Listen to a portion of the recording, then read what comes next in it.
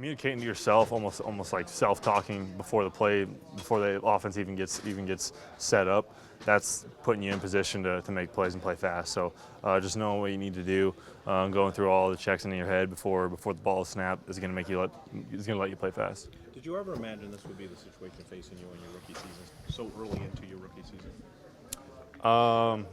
Not necessarily, but I mean, you got to be ready for whatever. I mean, there's a reason they drafted me in the first round, and I got to live up to that. So when they need me, I'm going to be there. How do you feel you played in the first 3 games?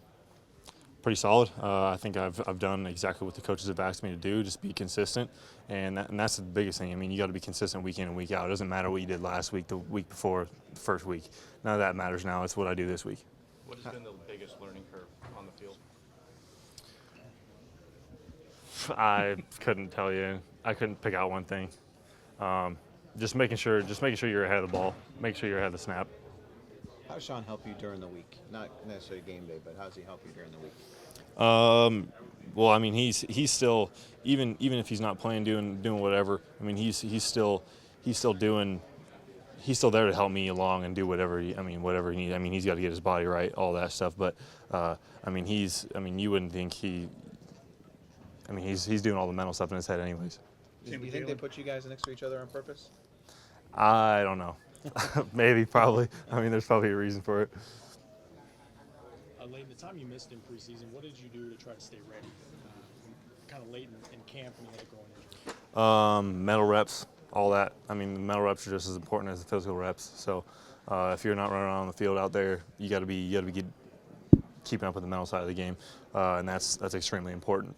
Because if you're running yourself through the plays mentally on the sideline doing this and that, I mean, you're not gonna take any steps back. You're gonna come back right where you were. How comfortable are you calling the signals that that's something that you have to do on Sunday?